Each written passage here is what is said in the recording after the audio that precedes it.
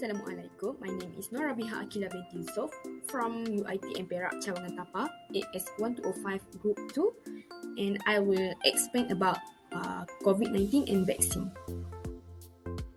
What is COVID-19? Coronavirus are a family of viruses that can cause illness such as the common cold, severe acute respiratory syndrome, SARS, and Middle East respiratory syndrome, MERS. In December 2019, a new coronavirus was identified as the cause of a disease outbreak that originated in Wuhan, China. The virus is known as the severe acute respiratory syndrome coronavirus 2 SARS-CoV-2, where the disease it causes called coronavirus disease 2019 COVID-19. In March 2020, the World Health Organization WHO declared that the COVID-19 outbreak as a pandemic.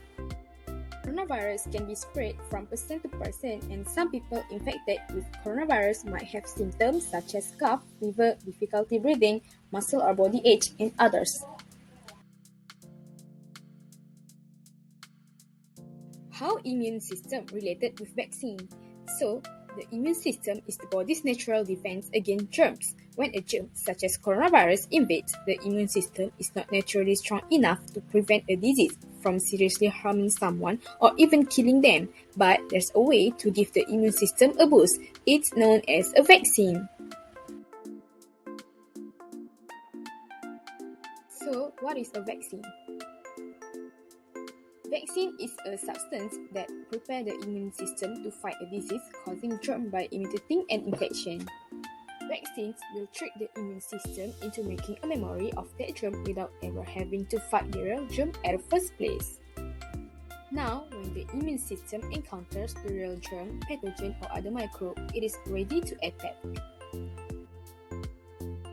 So, the rate of infection of vaccinated people with the virus is getting lower. Assalamualaikum, and my name is Binti Ramli. I would like to talk about what is herd immunity and the importance of herd immunity among community. Herd immunity, or also known as community immunity, occurs when a substantial portion of a population in a certain region is immune to a specific illness. If a large number of people are resistant to the disease-causative agent, such as a virus or bacteria. The importance of herd immunity among community are, first and foremost, to reduce the transmission of COVID-19. Once you receive your first shot, your body begins producing antibodies to the coronavirus. These antibodies will help our immune system to fight the virus if you happen to be exposed, so reduce your chances of getting the disease. Furthermore, the vaccine will help you reconnect with friends and family. Once you receive the vaccine and wait the recommended time for your body to build immunity, you can visit in person with other people who have been vaccinated without wearing a mask. Also, if you've been around someone who has tested positive for COVID, you may not experience any serious symptoms. Moreover, the vaccine helps us ditch the mask. The vaccine is the final step in our effort to get back to a more normal way of life. Public health measures such as mask wearing, physical distancing, and hand washing were implemented to slow the spread of the virus, and they have been proven to work. Although masks are still recommended indoors in areas with high infection rates, the vaccine is our path toward eventually moving beyond them. Thank you. Hi and Assalamualaikum. My name is Binti Muhammad Hatta, and I am going to present about how to achieve herd immunity. There are two main routes to achieve herd immunity for COVID-19. Firstly, there are natural infections, and second, there are vaccines. For natural infections, when a large enough population has recovered from an illness and acquired protective antibodies against future infection, herd immunity is achieved. However, depending on community infection to build herd immunity to the virus that caused COVID-19 has some serious drawbacks. Some of the major problems relying on natural infections are reinfections. After recovering from COVID-19, it is unclear how long you will be protected from getting sick again. COVID-19 can resurface even if you have antibodies. Then, we will also have to face the health impact. Experts predict that to stop the pandemic in the United States, 70% of the population, which is more than 200 million people, would have to recover from COVID-19. This high number of infections could result in major complications and millions of deaths, particularly among the elderly and those with pre-existing medical issues. The healthcare system might become overburdened very fast. The second route is vaccines. When a large number of people have been vaccinated against a disease and have generated protective antibodies against future infection, herd immunity can be achieved. Vaccines, unlike natural infection, produce immunity without producing disease or other consequences. Vaccines have successfully eliminated communicable disease such as smallpox, polio, diphtheria, rubella, and many others by utilizing the principle of herd immunity. Herd immunity allows the population to be protected from a disease, even if some people cannot be vaccinated, such as infants or individuals with impaired immune system.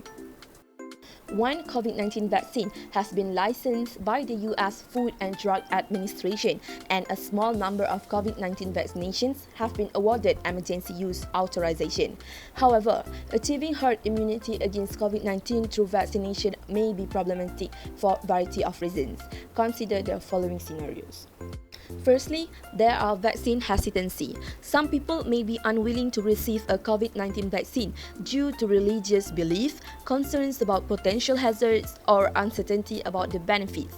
A contagious disease could continue to spread if the proportion of vaccinated people in a community falls below the herd immunity threshold. Then, there are protection questions. It is unclear how long COVID-19 immunization will keep you safe from the virus. More research is needed to assess how effective the COVID-19 vaccines are at reducing COVID-19 viral transmission. Furthermore, research suggests that COVID-19 vaccinations may have lesser efficacy against specific COVID-19 virus types. New variations that may be more resistant to vaccines appear on a regular basis. Lastly, there are uneven vaccine rollout. COVID-19 vaccination distribution has varied widely between and within countries. If the populations mingle and one town achieves a high COVID-19 immunization rate, while the adjacent communities do not, outbreaks can still arise. Assalamualaikum warahmatullahi wabarakatuh. My name is Nurafika binti Osmera. I will explain more about how the vaccine work in human body. A pathogen is a bacteria, virus, parasite, or fungus that can infect the body and cause disease. Each infection has numerous subunits that are usually particular to that pathogen and the sickness it produces. An antigen is a component of a pathogen that causes the production of antibodies. The immune system relies heavily on antibodies produced in reaction to the pathogen antigen. Antibodies can be thought of as troops in your body's defense mechanism. Our system antibodies have been thought to recognize a single antigen. Vaccine contain weakened or inactive components of a certain organism antigen that cause the body to respond with an immune response.